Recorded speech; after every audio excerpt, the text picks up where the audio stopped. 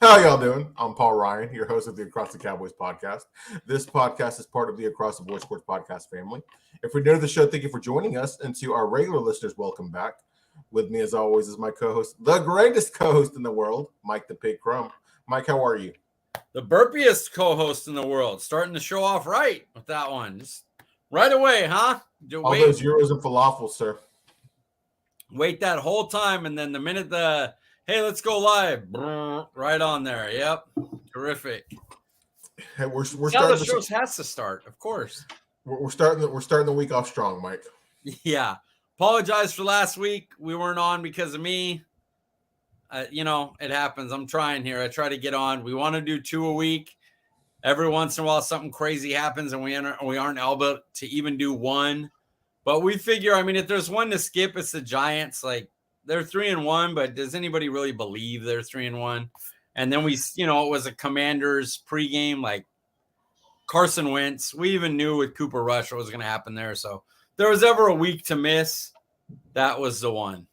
Mike, we didn't get to talk about it. Not even like off, not recording or anything. But did it bother you at all against the Giants that we kind of had to make a last-minute play to win that game?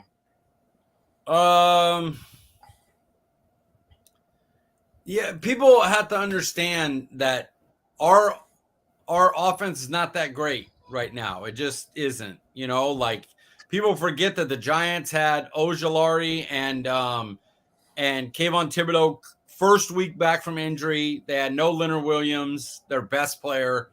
Our offense isn't that great, and so it took a while for them to get up a few points. So.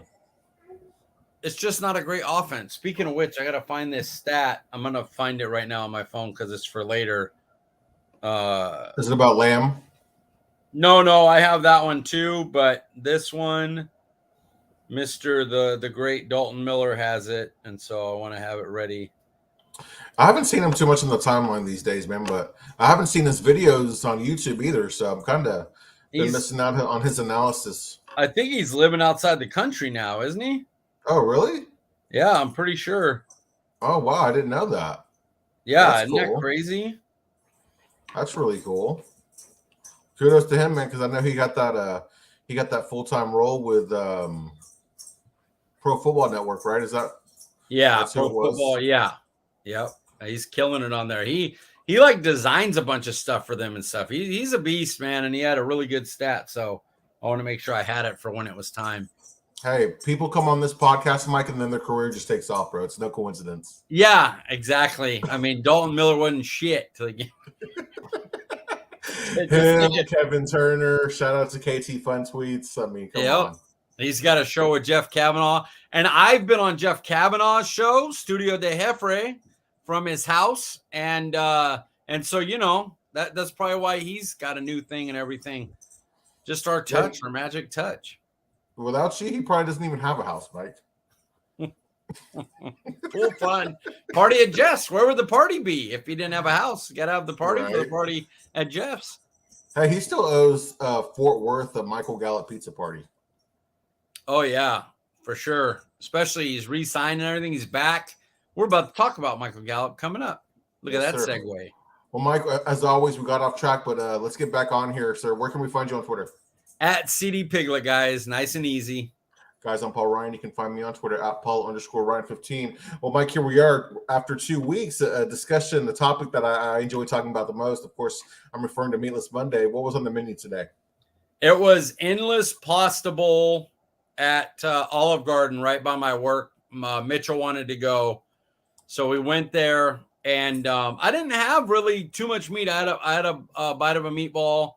And I had a bite of chicken frita with my Alfredo, but I didn't go too much into meat. I stuck with the pastas, and it was good. It was, Olive Garden. It's not like, the greatest thing in the world, but it ain't bad either.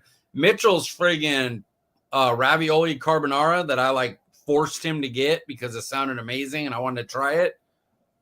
So good. Ugh. Ravioli carbonara. That sounds phenomenal, dude. I love their chicken and shrimp carbonara, so that sounds great. It legitimately was easily the best thing I've ever had at Olive Garden, but it was I would go to Olive Garden to order that. And I'm not like, Olive Garden. I was more, my brother was like, yeah. And I'm like, yeah, sure. I'll try a bunch of different shit. Yeah. But that's worthy of going there for. That was really good. Dude, they're solid. Their breadsticks are really good, bro. I mean, their soups are good too. They're good. They're good. Like, I mean, I'm just saying, like, people like to. It's the cool thing. It's like Arby's. It's cool to make fun of it, cool to hate on it, but I like they Arby's have decent food. You know what I mean?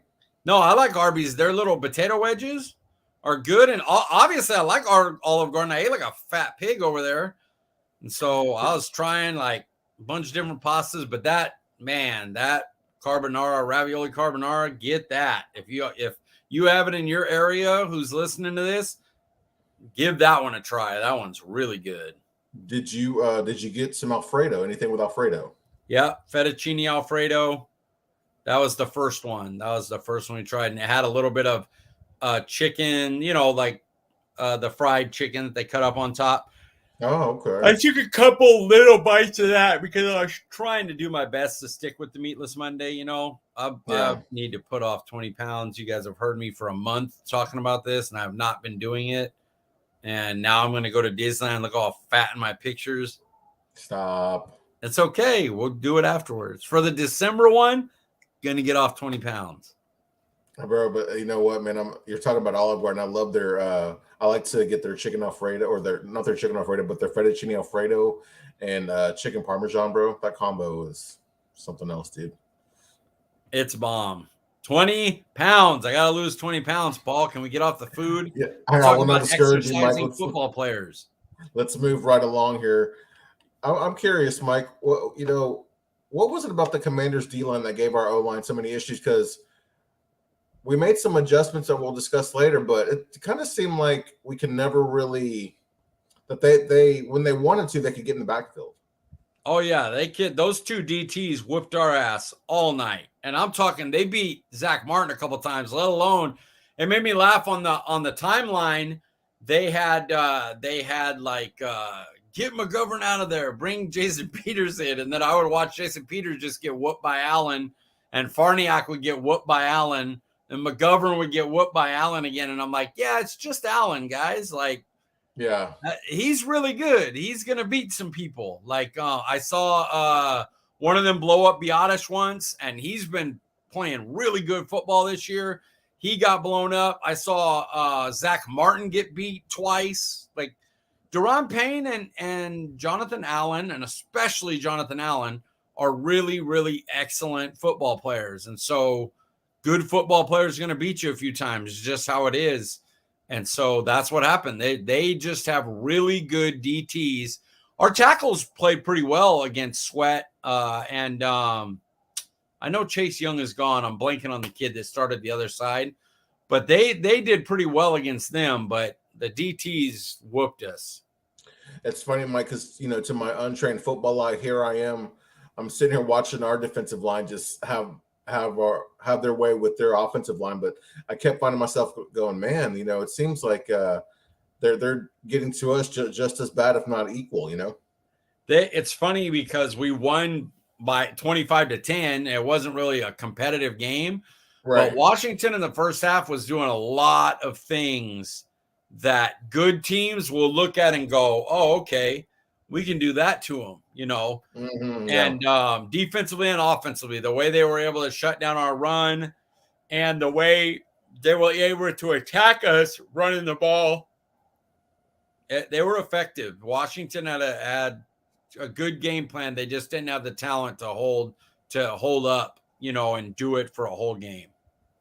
Mike, I know that we're kind of dealing with a rotation there at guard on our offensive line, but Is the O-line a concern for you moving forward? Anytime they face good DTs, so like Philly is going to be an issue. Washington's going to be an issue. Hell, Giants with Leonard Williams and Dexter Lawrence. We didn't exactly build our O-line to attack the division's defensive fronts, Like most teams build their team to win the division first. It's not like I can complain. Dak Prescott owns that division, but still, the DTs they're going to be a problem for our interior offensive line for a few more years until we figure out what we're doing in there. So yeah, they worry me. And honestly, if the tackles face someone great and we didn't give them help, they would probably worry me too. So the O-line is an issue. Do you see the front office kind of building the O-line more around with building with players like Tyler Smith? Tyler Smith is going to be the left tackle from now on. Unless he's injured, he's not giving that job up. No. Zach Martin's got another good 3 to 5 years if there's no big injury. So they're good there. And I would bet that they re-sign Steele to, they have restricted rights, so they don't have to pay him a lot. So he should be there at least another year or two. Question is what they do at center and left guard. Biadasz, who I'm a fan of, everybody knows I defend him. I'm not crazy. I don't think they should re-sign him. I don't think they will. I think they'll get somebody there in the draft or a vet signing, cheaper to replace Biadasz after next season if somebody in-house can't do it.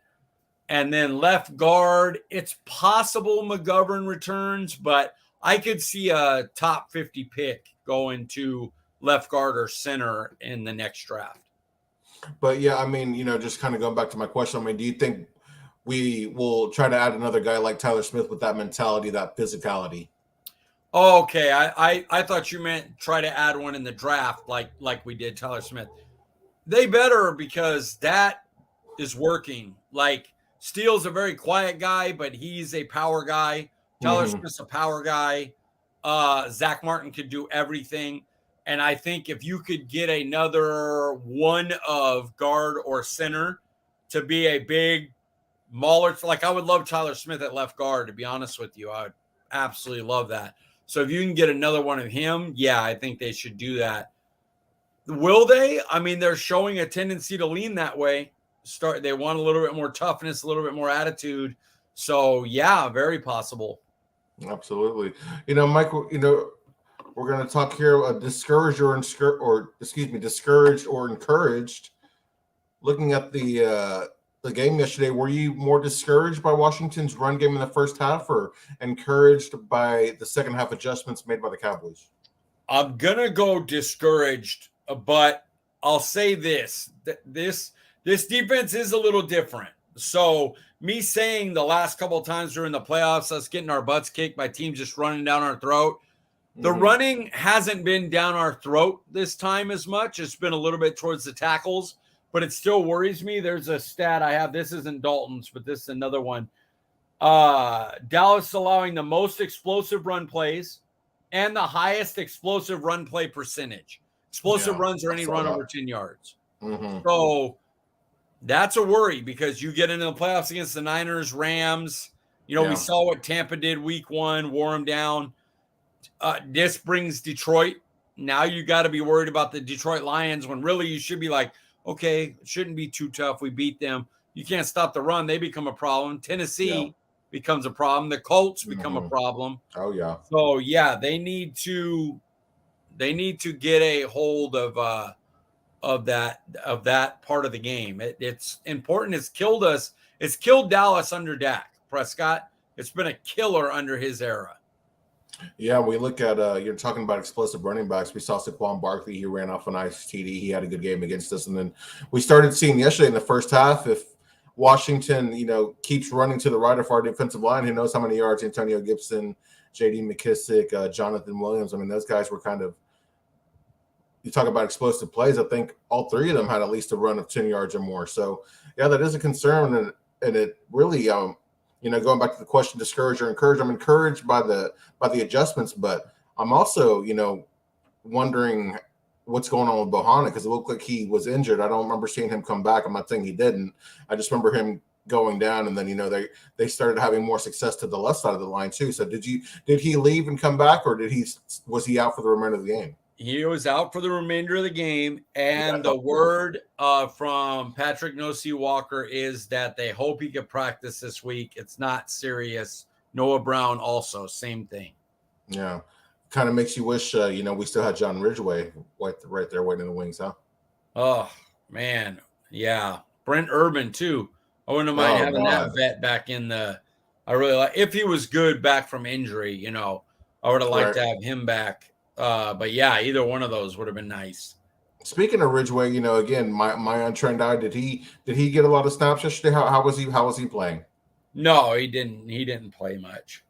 Oh, okay, I didn't think so. Well, I mean, you made a comment a couple of weeks ago about, I guess, maybe some politics or something going on with Ridgway. The reason he's not on this team. Why is he? Why didn't he make the cut? Well, what happened is they wanted to keep Dak after what happened in Tampa Bay and the embarrassment that we showed, and then Dak getting hurt. If Dak would have went to the IR, the team probably would have been sapped, And so the Joneses trying to faint, oh no, we're good, we're gonna be okay. They were like, oh, Dak might be back before the 4 weeks, yada yada, and so they were just trying to keep encouragement, so they didn't want to put him on IR. Well, for him to be on the roster, he's got to stay up. And then the team had to move up Cooper Rush so that they had a starter on the 53. And so that spot was John Ridgway getting cut. And I was saying that I didn't really like that idea because basically you're risking a 5th-round pick just to pretend like your quarterback's not going to be out for 4 weeks, which he is going to be. So yeah, just didn't mean to cut you off there, but the way you had worded it when you mentioned it sounded like there was some sort of politics similar to what the reason Amari's no longer on the team. So that's what I was wondering. No, they wanted Ridgway. Oh, pardon me. Right off of work, guys. They wanted Ridgway on the practice squad. They just couldn't get him there. Washington picked him up, and he's got to stay on the team for 3 games. So I think that's through next week, and then we'll see if they want to actually keep him on the 53 or not. He could be the guy that goes down when Chase Young comes back. I got you. So, Mike, we hate to nitpick at a 3-game win streak, right?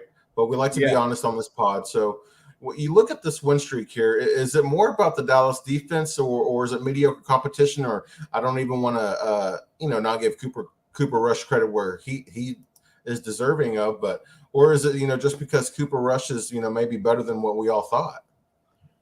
Are we talking about the defense? Is this like a matchup thing, or is it the defense how good they are? Yeah, well, I guess because I kind of probably threw you off adding Cooper Rush in there, but more so the win streak. Is it more so because of how dominant our defense is, or is it because we've been kind of playing mediocre competition? Man. Okay, so the thing is we're about to find out because the Rams are the Super Bowl champs and the Philadelphia Eagles are the only undefeated team in the league right now. Yep. They're both very good. So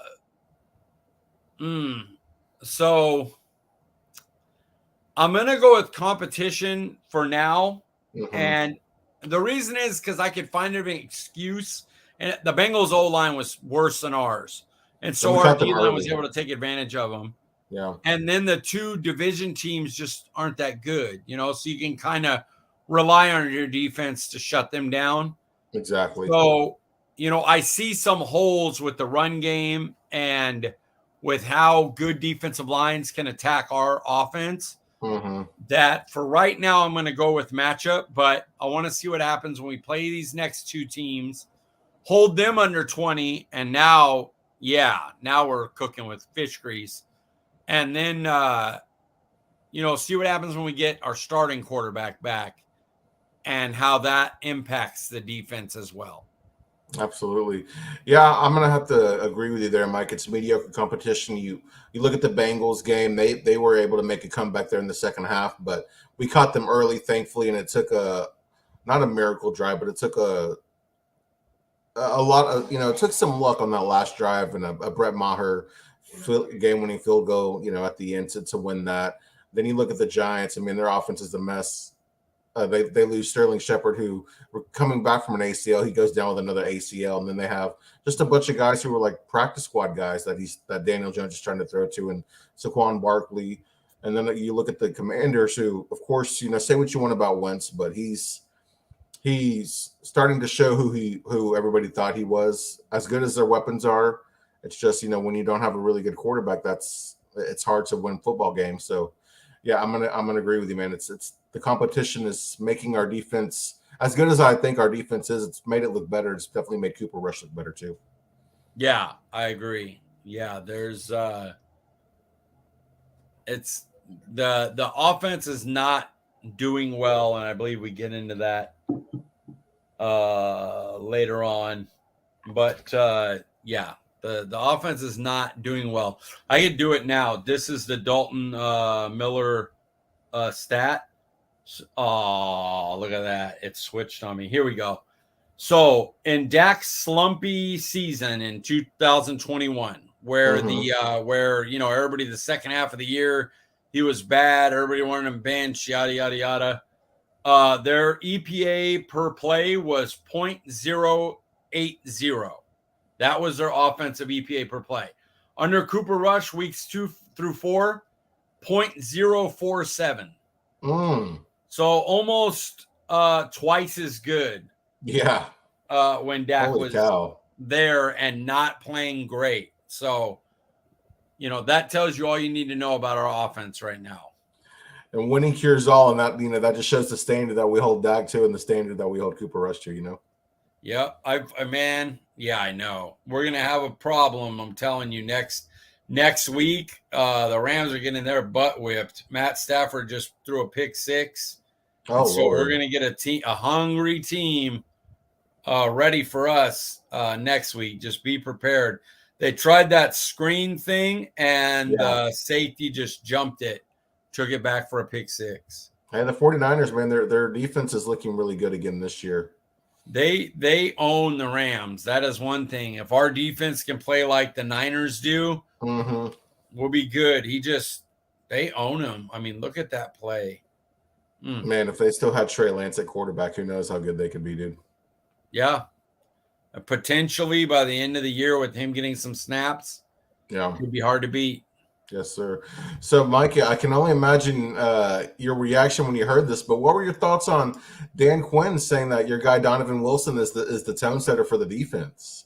It felt nice because everybody knows how long I've been on the Dan Quinn or the Donovan Wilson train. I love how that kid plays football. Dude. He just been injured too much. So the reason he's thought of as tone setter is because the way he plays is just how you want every player to play. So hard on every down, 100%. There is none of that Xavier Woods. Like, well, we don't play. No, Donovan Wilson does. Yeah. Every down, 100%.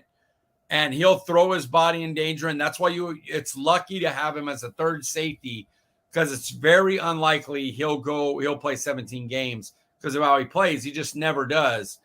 But, man, if we could get 14 games out of Donovan Wilson playing like this, wow, what a pickup that would be. Dude, he single-handedly took over that Giants game, dude. He was incredible. He had that, and the funny thing about the Giants game is he missed like 4 or 5 tackles. Yeah. He had 11, and he had a bad game tackling. He missed like 4 tackles. And he had that boneheaded penalty too, but yeah, he's playing really good football in it, and it feels good because I had kind of lost that argument after he got injured in 2020. He was playing really well, and I was feeling good, and he got injured again. Then 2021 curse comes, and Wilson's kind of in and out as the third safety, injured again, and then now he's playing like a maniac. Yeah, I mean he's making us not miss the void left behind by Kurz, that's for sure. Which is crazy. Yeah, it really is. So sticking with your guy Wilson, I know it's early, Mike, but has he been our best player in the secondary this year? No, Trayvon Diggs. Trayvon Diggs just eliminates people. He's ridiculous, baby. Dude. Huh? The locksmith. Dude, he's locks people, dude. He locks down. Our division just doesn't even have a chance. Not their main, wide receivers. Yeah. And then, Mike Evans caught a nice, like, one-handed touchdown pass on him, but he's just played so well. He's really good. So he would be my pick for top player in the secondary. Sticking with Trayvon Diggs, Mike, with your football eye, have you noticed that his coverage skills have improved this year? Oh yeah, he doesn't get beat by the double moves anymore. Yeah. Which was funny because I saw somebody put on. I have him muted, but somebody put on the timeline about Shannon Sharp. It came up, and it was like somebody saying something about how great Diggs is playing, and Shannon Sharp went on and was like, "That's because nobody double moves him. Like, he's susceptible to double move, and nobody does it." I'm like, calm down, dude. You think you offensive tight end who doesn't even analyze sports anymore, you talk on a stupid show, TV character, you think you know something these defensive coordinators don't? Yeah. They would have tried to double move him if it continued to work. He's been really good at not falling for it this year, and so people haven't been trying to do it. And they haven't been successful when they have tried. So, yeah, hearing those stupid people are so annoying. But do you think he's been less aggressive this year? Yes. Yeah, he's picked his spots better, and he honestly should have 4 picks at least. At least He's 3, missed I would think. 2 easy. Yeah. I mean, I like that he's kind of waiting to take those chances instead of trying to take every chance, kind of like what we saw last year. But his coverage skills have definitely improved. I noticed it yesterday. That there was that one ball. I mean, that was kind of like not a Hail Mary, but more of like a prayer, not so much a pass, where he just kind of he's traveling with the wide receiver and he makes it play like he's a wide receiver on his interception in the game. It was beautiful. But yeah, I noticed in yesterday's game, and it's like, man, I feel like there was a couple of moves there that might have gotten him that he didn't fall for this year. Yeah, he's been the best player not named Micah Parsons on the team so far. Because I was a little worried that if he were to get lined up with Curtis Samuel, that he might have issues with him. I don't think we really saw that yesterday, but that was kind of my main concern heading into the game. They don't want Samuel on the outside, and Diggs mostly lines up outside. Yeah. Samuel's not very good on the outside. He's a slot guy, or out of the backfield. So, Yeah, we got lucky. I wouldn't like that matchup either, but luckily we didn't have to see it. Yes, sir. Well, let's talk about a little bit about the offense, Mike, and our Kellen Moore. He's been having some success here, with Cooper Rush. But did you feel that he called a bit of a vanilla game yesterday because of the Commanders and who they are? Absolutely, he did. They kind of, I think they knew before halftime that their defense could hold down this offensive unit of the Commanders, and so. Yeah, that looked like a last year or versus Tampa game plan right there. That was a Dak game plan. Run it up the middle, let your quarterback bail you out on 3rd and 8. That's what that felt like. Dude. Yeah. And to their credit, the Dallas offense did enough to get a win with the defense dominating. Yeah, I mean, there were some nice plays. So, Cooper Rush had some nice throws. There were some plays there that, I guess I don't want to say got you thinking that Kellen Moore was kind of returning to his old ways, but it looked like he was not playing it so safe. But then in the second half, you kind of saw him running up the middle with Zeke and going back to his old ways. So I wasn't sure what to make of it. I was thinking it's because, like you said, we knew we had the game in the bag, but I wonder if he's just kind of saving some things for the Rams. I mean, how tricky do you think Kellen would get with a guy like Cooper Rush up against the Rams defense? There's a good chance you see 1 or 2 of them because they're going to need it to move the ball on the Rams. No. Excuse my voice. Jeez. No worries. Mike, back-to-back games for CeeDee Lamb. He had the game-winning touchdown against the Giants. He had another good touchdown against the Commanders, but overall just, back-to-back good games. Is he starting to look like a wide receiver 1? Yeah, he is. And you know it because he is I have the stat here that I was talking about earlier. Tied for first in receptions of 15 yards or more. So he's becoming a big play guy where Noah Brown's, a solid possession guy. And we all know what Gallup is going deep, but Lamb's becoming that guy that can get one short and get an extra 7-8 yards after, or catch one over the middle. He'll occasionally hit on a deep one. And he's increased his yards every game. It was like 29, 65, 87, 97. And then the last 2 games he had touchdowns. So yeah, he's picking it up now, and I can't wait to see what he does the few games with Dak. Man, when he dropped that ball against the Giants, dude, that long ball, I wasn't sure he was going to recover from it, but the way he readjusted in the second half and kept his head in the game, man, it was nice to see. Everything he's done since then has been wide receiver 1+. Absolutely. Yeah, he's also tied like top 15 in receptions and receiving yards, so that's nice to see. Yeah. Man. So, Mike Cooper Rush has exceeded expectations for sure, but do you think that there's a chance he could be a starter next year or just a highly paid backup, kind of like Garoppolo? I think he's going to get paid somewhere to be a backup. That's what I think. So I don't think he's shown enough to be a starter. I'm going to say he backs up, and then it's in something where the starter isn't entrenched. It's not like Justin Herbert.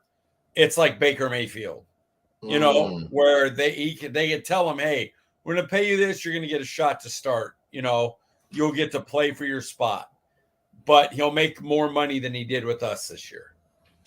So you don't think that he'll be a backup here with us? No,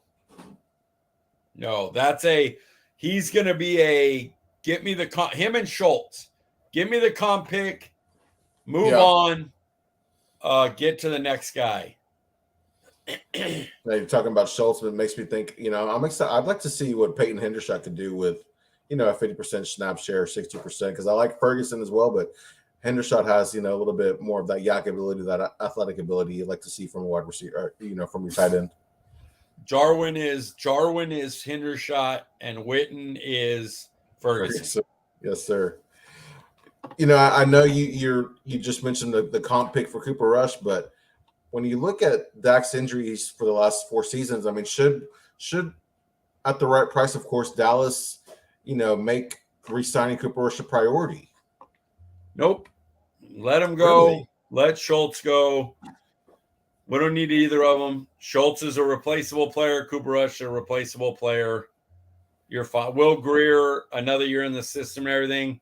Keep him on the cheap. He'll be fine. Yeah. That's fair. I forgot about Will Greer. I thought there was a chance that he might have started a couple of games in this stretch, honestly. Oh, not the way Coop played. Oh, it's over anyway, but Niners should have another pick 6 right there. Oh, seriously. What's the score? 24-9, San Francisco.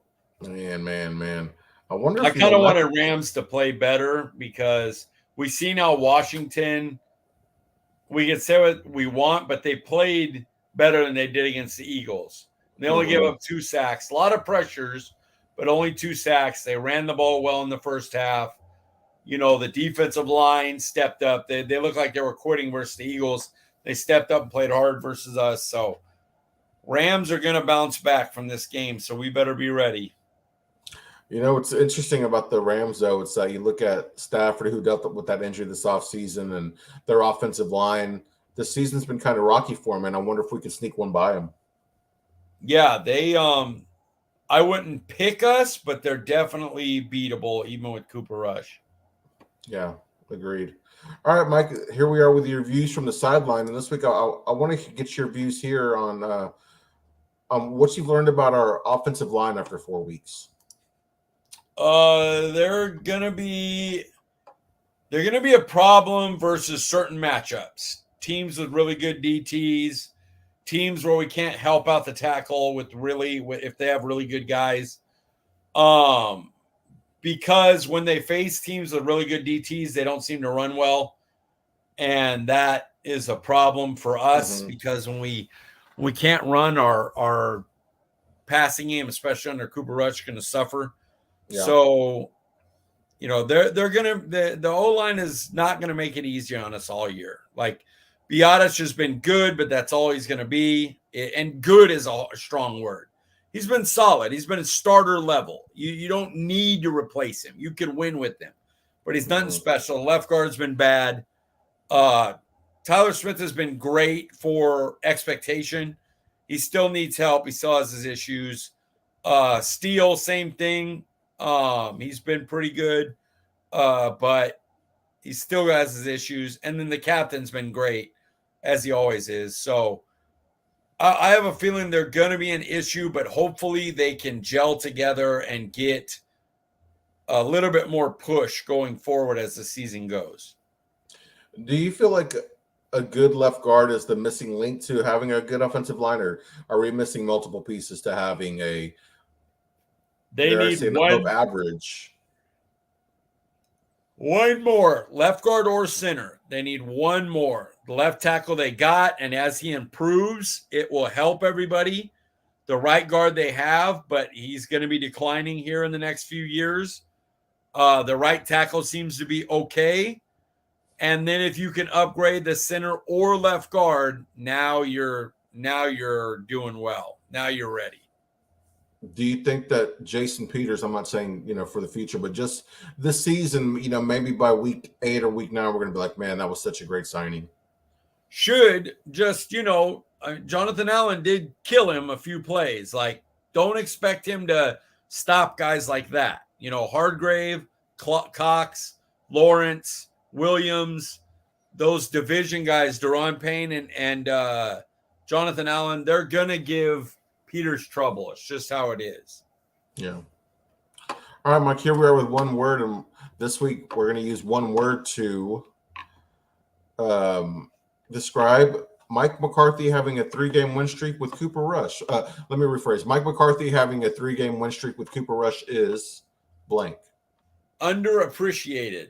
Oh, hyphenated. Like he just doesn't get credit for stuff, but they'll give him all the blame. But think about this. We're 3-1. We played the defending AFC champs coming off a loss for them. They lost the first game. We faced the undefeated Giants, who are now 3-1. We have their only loss. And then the Commanders stink, but, one of the three, And you had no Dak, no Tyron Smith. McGovern was just back off injury in the last game and played split snaps. No Michael Gallup until small snap amount this last week. Schultz missed a game. And then Jaron Kearse hasn't been here after the first week. The job Mike McCarthy's doing is really, really good, and he deserves the credit for it. For me, Mike, I'm going to go with reassuring. Good word. And reason being is including everything that you mentioned, but you think about the offseason you had where the rumors come out that Jerry Jones wants Sean Payton to be the next head coach, and then is Mike McCarthy going to get fired? How we handle all that, and then of course the Amari trades, losing all the talent that he had to lose, and then of course the Dak injury, and I guess the questionable draft that the Cowboys had. I mean, I know that we liked it, but there were still some questionable picks in there if you want to be honest. So, for him to go through all that, then to lose Dak, and here we are, we're sitting at 3-1. I mean, it's incredible, dude. Yeah, he has done a pretty marvelous job. I hope they give him the credit for it. Yeah, I really do too. Okay, Mike, here we are with top 5, and I'm not sure, I thought we were going to have an episode last week, and I don't know what even inspired me last week to make this the topic, but I don't know, where do you stand with the actor we're going to discuss tonight? Oh, he's one of my all-time favorites. Pothead just like me. Hilarious just like me, if you get to know me. Sir. We're both funny. People just say I'm like Woody Harrelson. What can I say? Do you white and used to be good at basketball? I'm Woody Harrelson, bro. I just realized it. Hey, it's come full circle, Mike. Yeah. I love Woody Harrelson, though. He could do anything, but he's just so funny. As he's gotten older, he's gotten just brilliantly funny. And let's see, that's reflected in my picks. Yeah, so guys, Mike gives it away. We're going to be ranking our top 5 Woody Harrelson movies. When you look at Woody Harrelson, though, do you see him as like a main star or kind of like I don't want to say what would be a co-star? Well, how do you view him as far as acting, like it when he takes on a role? First of all, yes, I did give it away. Oops. No worries. And then the other, I see him as a star. So he could be a co-number one of a film. He can True Detective, the show, like him, and do they're 1 and 1A. You know what I mean? Like right. He could do that. He's not a megastar where he could be the lead in Maverick, like Tom Cruise, and make 500 million or $1 billion worldwide or whatever. But he's a star, and he's exceptional at being in a movie with multiple, like he's Haymitch in the Hunger Games. Perfect. Yeah. Big name, important role, not a starring role, but a big role that's important to the show, that's in a lot of it. He goes right in there. But then there's Venom, where he's the main villain. He can pretty much do all of that.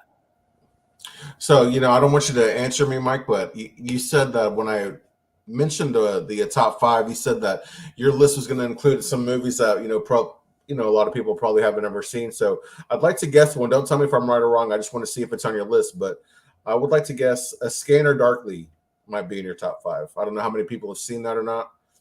But it is not. But that's a good. This guy could get it easily a top 10. And it's funny, I left 2 off because I was like, you know what, the people aren't going to know them. So I was like, there's other ones that I like as much, and they're more known, and I put them on. But there's one that if everybody listens to this movie or this list here, will want to watch this movie after I get to it. It's fantastic.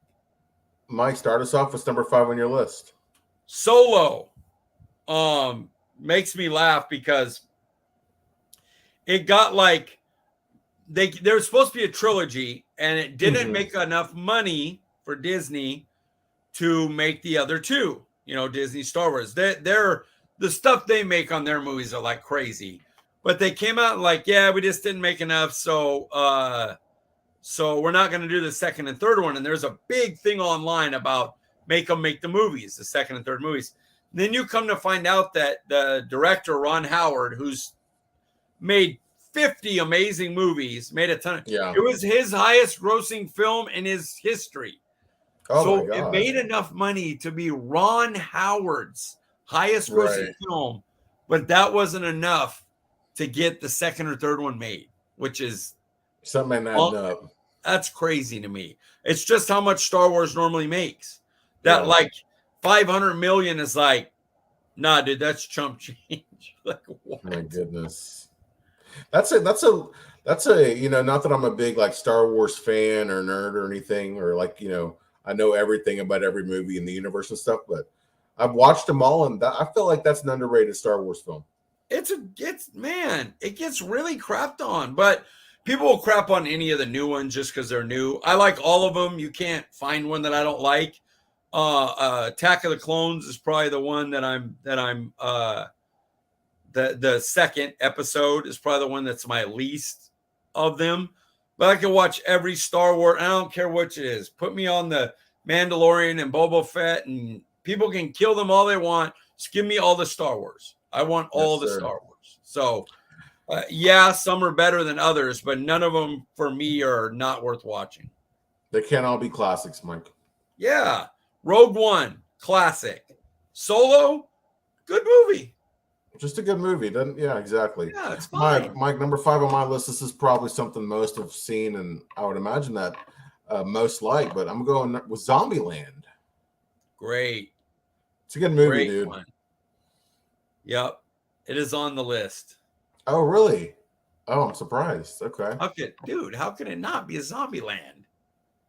So number 4 on my list, Mike, I'm sure you're familiar with. I don't know how familiar the audience is with it. I'm going old school. This is a really, really good movie in my opinion. I used to watch it a lot as when I was younger. But Money Train, him, Wesley Snipes, and Jennifer Lopez.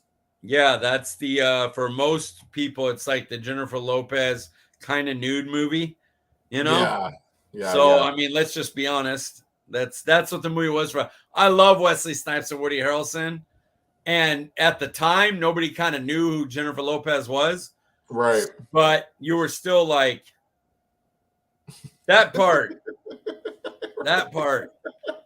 So yeah, But yeah, I mean, it was, forgetting that, it was a good movie, super underrated. And it doesn't match up to the original Wesley Snipes, Woody Harrelson. But like I said, I don't oh, do sure, that where I don't like yeah. something because it doesn't match. Right. Not everything's gonna be a home run like that, but take the double and be happy. Yeah, I mean, it's a solid movie. If I was sitting around on my couch and I was flipping through the channels and it was back on, I'm like, oh wow, I haven't seen this in forever. I'd sit down and watch it. It is much, much better than like a Red Baron on your favorite pizza list. You're so salty about that. I hate it so much. Best pizza, all pizza in the world. And you picked a frozen pizza. Oh, I hate it so much. Mike, number 4 on your list. Number 4 is Zombieland. Oh, okay. Yeah, and I understand like a lot of his ensemble cast, but man, I think he kills first and second one.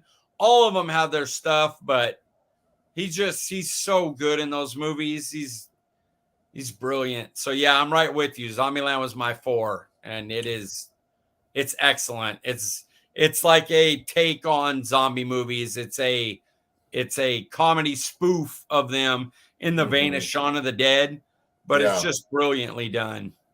I never got around to seeing Double Tap. Is that worth watching? Double Tap. That's what it's called, right? Zombieland Double Tap, the second one. You haven't seen the second Zombieland?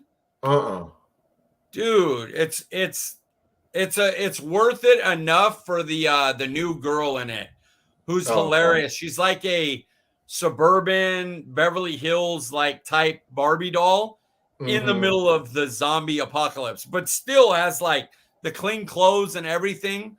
And she's like a total ditz, and she's really like super hilarious. I'll never forget, dude, the first time I saw it, and then they had, spoiler alert here, guys, but in the first one where they like at Bill Murray's house and he pretends to be a zombie, and they're just the best. They kill him.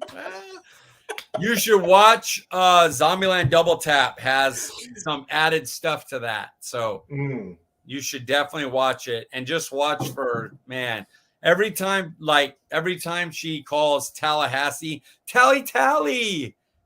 God, it makes me laugh so much. It's really funny. It doesn't quite hit as well as the first, but it's damn close. All right, I'll have to check that out. All right, Mike, what's number 3 on your list? All right, this movie is probably not going to be known by anyone watching, but I cannot recommend it high enough to everyone. The movie's spectacular. It's called 3 Billboards Outside Ebbing, Missouri. Okay. He plays a sheriff of a town where is it Edie Falco? Edie Falco, maybe? No, that's the other one. That's The Sopranos. Oh, I can't believe I'm gonna I'm gonna forget her name. She just won like an Academy Award where she kind of plays a bum, like a hippie bum in the movie. And now I'm blanking on her friggin' name. I'm so mad. But she loses a daughter who's murdered, and Woody Harrelson plays the sheriff, and they haven't found out what happened. And so she's paid these 3 billboards that basically disparages the town and the sheriff for not finding the daughter. And then it just kind of goes from there into like jumping back and forth. And it's just, man, there's a scene in that movie that that it's in the middle of the movie after you kind of know everything that's going on, you know what's happening, and the mom and the daughter are talking and having a fight. And that scene has a part that you're just like, oh my God, like it is a scene I'll never forget in my life. And it's just insane because you will be put in that character's place, that mom's place. You will put yourself in that place as soon as you see the scene. Immediately, you will put yourself in the place and just be like, oh my God, like what the fuck would I do right there? What I would be freaking out. And it just, and the movie's spectacular beyond that. It's just, it's great. And I believe Sam Rockwell. Oh, Yeah, I like Sam him, man. Rockwell's Love in him, it, dude. and he might be the best character in it. He's fantastic. I would recommend it to I don't care what type of movie you like. This is a movie that you don't want to miss. It's fantastic. It easily could have been number one, but I have two ones that I've watched so many times that I just had to put them top two. All right, Mike, number 3 on my list. You mentioned it earlier. The on-screen chemistry. White Men Can't Jump, baby. Oh, Classic. dude. Come on. I remember watching that countless times as a kid, dude. Puts his hands up. It's pretty. It's so pretty. So, if I make this, or if I miss this, I'm still a chump. Boom, right in. But if you miss, you've been beaten not once, but twice. That movie's everything. One of the greatest sports movies of all time, period. Oh, yeah. Again, if we're noticing a theme of Paul here's movies, Rosie Perez, nudity. Paul obviously loves nude Mexican women, and that's how he picks his Woody Harrelson movies. I'm sure there's some nude Mexican in Zombieland too. That's why he has that on there. Absolutely, I'm sure. No doubt about that. Rosie There's Perez, a zombie that's nude. Underrated. Not a big star or anything, but she was beautiful. Oh, Rosie Perez? Yeah. Oh, I can't even. I'll get us banned NC-17 if I talk about my age. Rosie Perez at my age? Shit, I ain't even. Let's just move to the next movie because this will become like porn site 101 right here. If we start talking about Rosie Perez in her heyday, my Lord. Mike, I have a feeling this probably didn't make your list. Number 2 for me, though. The classic, man, my God, Kingpin, dude. Kingpin is good. What spot is it? Number 2. Guess what's number 2 on mine? Oh, no, not again. Kingpin, huh? Oh, dude. Him and Bill Murray, brother. God. When there's 2 scenes in that will never, ever in my life be forgotten. When this fool is like, I can figure some things out by myself, and that fool's sitting in the urinal taking his shit with the newspaper. One of the funniest. I can figure a few things out for myself. This dude's taking a dump in the stand-up urinal, dude. That is brilliant writing. And then at the end of the movie, as Bill Murray's hair starts coming up as the match start, it's great. Kingpin's all-time great. I love it when he's like he goes to what's the guy, the bowler, the good bowler that he's like partnered with, that he to make some money, and like he goes to his Amish farm and he's like, Randy Quaid. Yeah, Randy Quaid. But he's like, I just got done milking the cows. And he's like, well, we don't got a cow, but we got a bull. Yeah, and he's all drinking it. It's hilarious, dude. It looks all thick too. So gross. Kingpin's legendary. Seriously, dude. My number one follows yours. I'm White Men Can't Jump. Oh, okay. Yeah, I love that movie. Rosie Perez. I'm not even gonna lie, like that ain't a big reason. Like I said, I can't even talk about it. If we're not gonna go too crazy into it, but there's a there's a certain somebody I've talked about to you about, Paul. Okay. Oh yeah. That's what I think. That is Rosie Perez, Oh, so really? I got you. yeah. I got you. And then Wesley Snipes and him, the basketball is amazing. Yeah. And it's funny because I don't watch the part where he can't dunk and he loses the bet. I can't watch it because I'm like, I just don't like it. Like the self-destructing. He's such a self-destructive character that it's just hard to watch. But that other than that scene, I've watched that movie 100, 500 maybe times. Like legitimately, I've watched that movie so many times. How great is it though that he loses that bet because he can't dunk, and then he wins that game to get their money back with a dunk, dude. With the alley-oop. With the alley, the 2 bro, hands. all things. Use the 2 hands. He kept trying to one-hand dunk the. I hate it. See, Mike, my number one, I thought it might make your list, but when you mentioned that it was some movies, most people haven't heard of, so I didn't think it would. I thought there was a chance it might be on there, but I'm surprised that it wasn't. My number one, I'm going Natural Born Killer, sir. Oh yeah, I'm gonna tell you something crazy. As much as I love the Woody Harrelson and Oliver Stone stuff, never really dug that movie. Not bad, but it wasn't like I don't think it'd make my top 10 of his. It's not a bad movie. I'm not calling this Red Baron. This isn't that far, but I'd watch the movie. Yeah. But yeah, it didn't make my top. I don't know what it is. I feel like that might have been one of the first movies I saw of Woody Harrelson. Maybe that and Cowboy Way, but seeing him like being that serious and being in that character, and I feel like it's a cult classic movie. I mean, it's a legendary movie. But then it's like one of the rare movies that you like are rooting for the bad guys. I feel like, and at least for me. So I don't know. There hasn't been a lot of movies like that since then. And just seeing how Woody Harrelson has kind of developed as an actor along the way, from that to what he is now, it's just been insane. Yeah, it's crazy. I would have Hunger Games. I would have Catching Fire. I would have 7 Psychopaths. Yeah, it would be in that 10 to 12 range for me. So it's not a bad movie. It's just not as high. I wasn't into longer movies back then. It's pretty damn long. Oliver Stone's movies are always friggin' long as hell. And so when I watched her when I was younger, I need to watch that again, maybe. Maybe I will. Yeah, I mean, it's been a couple years since I've seen it, but again, if I were to be sitting around eating a Red Baron pizza on the couch and flipping through the channels, and it was there, I would just finish it off. Well, at least you'd supplement your 5th best pizza with your top movie.